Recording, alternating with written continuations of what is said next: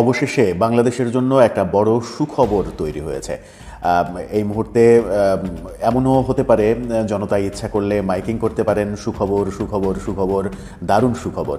এই দারুণ সুখবরটা অবশেষে চাপে পড়ে সরকার এনেছে এবং সরকার আনতে বাধ্য হয়েছে। ঠান্ডা মাথায় একটু খেলে যাচ্ছেন দেশের এই ক্লান্তি লগ্নে ঠান্ডা মাথায় খেলার সুযোগ পেয়েছেন, বিষয়টা কিন্তু ওপেন সিক্রেট। এর চাইতে বড় ছাতা আর বাংলাদেশে নাই। বাংলাদেশে 15ই আগস্ট দিন অতিক্রম হয়েছে। অনেকের মনের মধ্যে একটা প্রশ্ন, ভাই ধানমন্ডি 32 নম্বরে এত ঘটনা ঘটলো, এর অর্জনটা কি? শর্ট টার্ম ফলাফল কি? বাঙালি তো আবার হাতে নাতে নগদ কিছু চাই। তো দর্শক, নগদ আমরা কি পেয়েছি এই বিষয়ে আলোচনা করব। আমি 7টা ফলাফল লিস্ট করেছি যেটা আমরা নগদ পেয়েছি। এটা অনেক। বাংলাদেশের বিশিষ্ট আইনজীবী, সিনিয়র আইনজীবী এবং বীর মুক্তিযোদ্ধা জেডাই খান পান্না তাকে গ্রেপ্তার করে রাখা হয়েছে এমন খবর এসেছে এবং সেই খবরটি তিনি নিজেই দিয়েছেন। সিনিয়র আইনজীবী জেডাই খান পান্নাকে গ্রেফতার করে পুলিশ। তার বাসা থেকে জব্দ করা হয়েছে অস্ত্র তৈরির সরঞ্জাম, গুলি, টাকা। মিথ্যা যখন চিৎকার করে সত্য তখন চুপ হয়ে যায়। মিথ্যা যখন চিৎকার করে সত্য তখন চুপ হয়ে যায়। আর সত্য চুপ হয়ে গেলে মিথ্যা খুব খুশি হয়ে যায়, কারণ সে মনে করে সত্য তার কাছে হার মানছে। আসলে কি তাই না? সত্য তার দায়িত্ব পালন করছে। তার মানে আমাদের ডক্টর মোহাম্মদ ইউনূস তো আন্তর্জাতিক মানের মানুষ। বলেছিলেন, ভোট চুরি করে ক্ষমতায় টিকে থাকা যায় না। জনগণ জানে কিভাবে এমন সরকারকে উৎখাত করতে হয়। আশ্চর্যজনকভাবে ঠিক 1 বছর পর 5 আগস্ট গণঅভ্যুত্থানে তিনি নিজেই উৎখাত হন, আশ্রয় নেন ভারতের কাছে। আর সেই থেকেই ভারতের প্রধানমন্ত্রী নরেন্দ্র মোদীর উপরও এসে পড়ে পতিত হাসিনা সরকারের গ্লানি। আওয়ামী লীগ এবার দরা খেয়েছে, পেশিবাদীদের আর শেষ রক্ষা হবে না। আওয়ামী লীগের সেই পান্না, যে পান্নার নেতৃত্বে ফেসিবাদীরা আবারও মাথা জাগানোর চেষ্টা করেছিল, এবার রীতিমতো ধরা খেয়ে গেল সেই আওয়ামী লীগ ফেসিবাদের গোষ্ঠীগুলা। সুপ্রিয় দর্শক শ্রোতা, মাফিয়া সরকার শেখ হাসিনা যেইভাবে বাংলাদেশ থেকে পালিয়েছে, ঠিক সেইভাবে ভারতের নরেন্দ্র মোদীও পালানোর বন্দোবস্ত হচ্ছে। সব কিছু মিলিয়ে আজকের এই ভিডিওটি অত্যন্ত গুরুত্বপূর্ণ হতে যাচ্ছে। বাংলাদেশের আইন শৃঙ্খলা বাহিনী এবং বড় বড় পদ উন্নতি দেওয়া হতো বড় বড় প্লাট এবং কোটি কোটি টাকার বিনিময়ে, আর সব কিছুর নেতৃত্ব ছিল শেখ হাসিনা। এবার একের পর এক চাঞ্চল্যকর তথ্য বেরিয়ে আসছে। সুপ্রিয় দর্শক, অত্যন্ত গুরুত্বপূর্ণ আজকের এই ভিডিওটি, কেউ স্কিপ করে যাবেন না।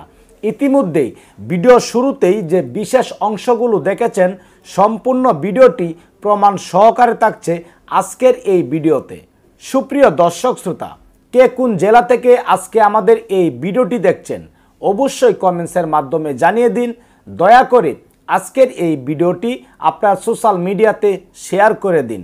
চ্যানেলে যদি নতুন হয়ে থাকেন, প্রতিনিয়ত সবার আগে আপডেট নিউজগুলো পেতে আমাদের এই চ্যানেলটি সাবস্ক্রাইব করে রাখুন ও একটি লাইক দিয়ে দেখতে থাকুন সম্পূর্ণ ভিডিওটি। রাজধানীর ধানমন্ডি 32 নম্বর সড়কে 15 আগস্টকে ঘিরে মুজিববাদীরা নাশকতা করতে পারে বলে নিরাপত্তা সংস্থাগুলো সতর্কতায় রয়েছে। বিষয়টি জানাজানি হলে গত বৃহস্পতিবার রাত থেকে সেখানে অবস্থান নেয় ছাত্র জনতা। পরিকল্পনা ছিল আওয়ামীপন্থী আইনজীবী জেডাই খান পান্নার নেতৃত্বে ফেসিবাদের দোসর সাংস্কৃতিক অঙ্গনের কয়েকজন ব্যক্তি সেখানে অবস্থান নেবে। তারপর নিষিদ্ধ আওয়ামী লীগের নেতাকর্মীরা সেখানে গিয়ে অবস্থান নেবে। পরে সেখান থেকে সরকার পতনের জন্য বিশাল জনসমাগম করা হবে। তবে ছাত্র জনতার স্বতঃস্ফূর্ত অবস্থানের কারণে হাসিনার সে পরিকল্পনা বন্ডুল হয়ে গেছে।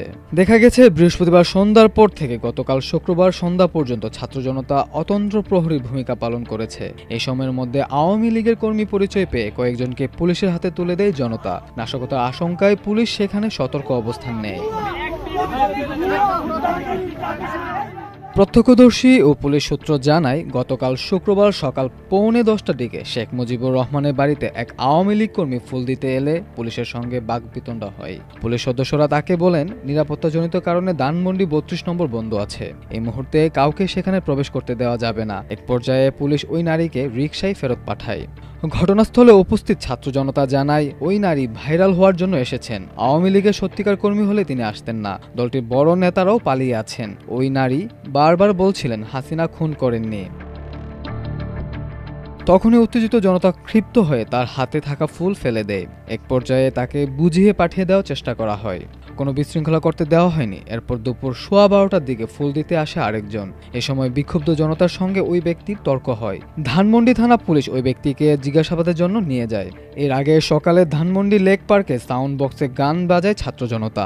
গতকাল ভোর থেকে সড়কের দুই পাশে ব্যারিকেড দিয়ে পুলিশ, র্যাব ও আনসার সদস্যরা অবস্থান নেয়। শেখ মুজিবের বাড়ির সামনে সড়কে কোনো যানবাহন চলেনি। সকাল থেকে সেখানে উৎসুক লোকজনকে ভিড় করতে দেখা গেছে। প্রত্যক্ষদর্শীরা জানান, নারী, রিকশাওয়ালা, হুজুর, নামদারি টুপিওয়ালা ব্যক্তিদের এক এক করে পাঠায় আওয়ামী লীগ। পরিস্থিতি অনুকূল না থাকায় আশপাশে থাকা আওয়ামী লীগ ও অঙ্গ সংগঠনের সদস্যরা সরে পড়ে।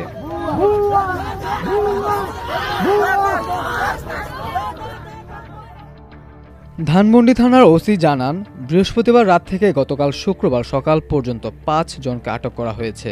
মোবাইল চোর, ছিনতাইকারী এমন বিভিন্ন সন্দেহে আটক করা হয়েছে। এছাড়াও রাত 12টার দিকে 32 নম্বরের সামনে ককটেল বিস্ফোরণের পর কয়েকজনকে আটক করার খবর এসেছে গণমাধ্যমে। নির্বাচনে 2/3 আসনে জয় পেয়ে আওয়ামী লীগ ক্ষমতায় আসে। এরপর থেকেই একতরফা নির্বাচন, ভোট চুরি, বিরোধীদের দমন, গুম খুন, দুর্নীতি, প্রশাসনের উপর অতি নির্ভরতা এসবই আওয়ামী লীগের পতনের বীজ বপন করে।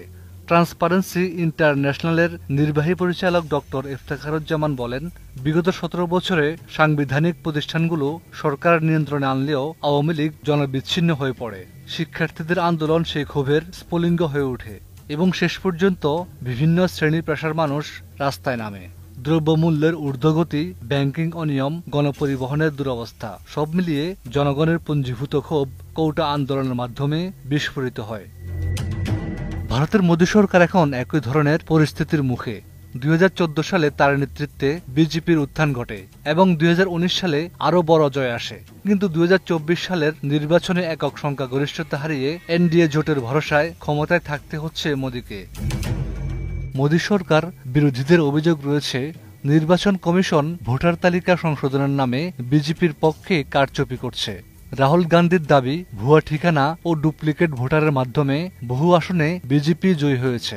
বিরোধী এমপিদের আটক করার ঘটনাও দেশের সমালোচনার জন্ম দিয়েছে। বিহারে নতুন ভোটার তালিকায় ভুল ছবি এবং মৃতদের নাম পাওয়া গেছে, যা নির্বাচনকে প্রশ্নবিদ্ধ করছে। মোদী সরকারের বিরুদ্ধে অন্যতম বড় অভিযোগ হল এর সাম্প্রদায়িক চরিত্র। 2002 সালের গুজরাটের ভয়াবহ সাম্প্রদায়িক দাঙ্গায় নিহত হয় 1000-এর বেশি মানুষ, যাদের অধিকাংশই ছিলেন মুসলিম।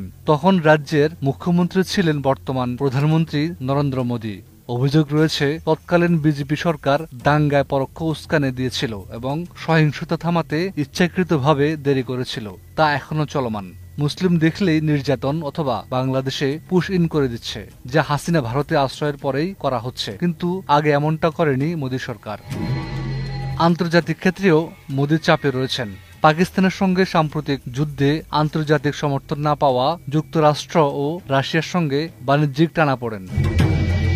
শুধু তাই না, যুক্তরাষ্ট্রের প্রেসিডেন্ট ডোনাল্ড ট্রাম্পকে নিজের বন্ধু হিসেবে বিভিন্ন সময় বিভিন্নভাবে প্রচার করেছিলেন নরেন্দ্র মোদী। সেই বন্ধুকে এখন বেঈমান আখ্যা দেওয়া হচ্ছে। অপর বন্ধু ভ্লাদিমির পুতিনের রাশিয়া থেকে তেল কেনায় মোদীর ভারতের উপর হোয়াইট হাউস চাপিয়ে দিয়েছে 50% শুল্কের বোঝা। বিশ্লেষকদের মতে শেখ হাসিনার মতোই নরেন্দ্র মোদী সরকারও এখন জনবিচ্ছিন্নতা, ভোট কারচুপি ও কূটনৈতিক সংকটে ঘেরা। প্রশ্ন উঠছে, দুই নেতার রাজনৈতিক পরিণতি কি এক পথেই গড়াবে? মানে আমাদের কুমিল্লাতে একটা কথা আছে আর কি, যে খালি কলস বাজে বেশি, ভরা কলস বাজে না। এই কথাটার একটা অর্থ হচ্ছে যে ধরেন আসলে যে কাজ করে সে কিন্তু আওয়াজ কম করে কাজ ছাইড়া ফেলে, আর যে আওয়াজ বেশি করে লম্ফ ঝম্প বাংলাদেশে হয় আর কি। আর এগুলো বেশি দেখবেন পলিটিশিয়ানদের মধ্যে, কে কত বড় নেতা, কে কার চেয়ে বেশি পাওয়ারফুল।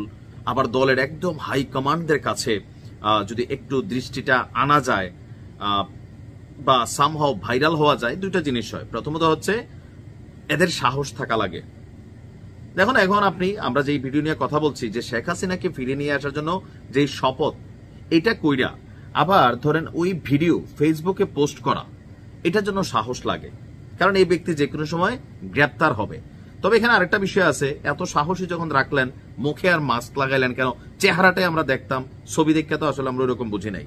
হালকা একটু ভয়ও আছে, ভয় পায়, ভয় সবাই পায় পরিমাণ মতো হইলে। তো গেল মানে কি বলো যে 15ই আগস্ট বাংলাদেশে বেশ কিছু ঘটনা ঘটেছে। কিছু ঘটনা আমার কাছে মনে হয়েছে ভালোবাসা, আবার কিছু মনে হয়েছে, কারণ যে একজন রিক্সাওয়ালার যে ভিডিওটা দেখছি দেখে মনে হয়েছে এটা ছিল ভালোবাসা, আবার কিছু আছে মনে হয়েছে ভাইরাল হওয়ার ইচ্ছা। তো যাই হোক, আমরা কথা বলছি শেখ হাসিনাকে ফিরিয়ে আনার জন্য শপথ গ্রহণ করার একটা ভিডিও ভাইরাল হয়েছে। ভাইরালের জন্যই করছে। আপনার এই ভিডিও বার্তাটা আমরা দেখতে পেলাম বৃহস্পতিবার রাত 9টার দিকে গাজীপুর জেলা ছাত্রলীগের সভাপতি, এখন তো দল নাই, বাট যাই হোক, সুলতান মোহাম্মদ সিরাজুল ইসলামের ভেরিফাইড ফেসবুক পেজ থেকে একটা ভিডিও সামনে আসছে। এখানে আমরা যদি দেখি, বলা হচ্ছে, দেখা যায় যে মাস্ক পরা 30-35 বছর বয়সী একজন যুবক তার সামনে দাঁড়ানো 40-50 জন নেতাকর্মীকে শপথ পড়াচ্ছেন। তার পেছনে একটি ব্যানারে লেখা রয়েছে 15ই আগস্ট জাতীয় শোক দিবস উপলক্ষে 50তম শাহাদাত বার্ষিকীতে জাতির জনক বঙ্গবন্ধু শেখ মুজিবুর রহমান এবং তার পরিবারের সদস্যদের প্রতি গভীর শ্রদ্ধাঞ্জলি।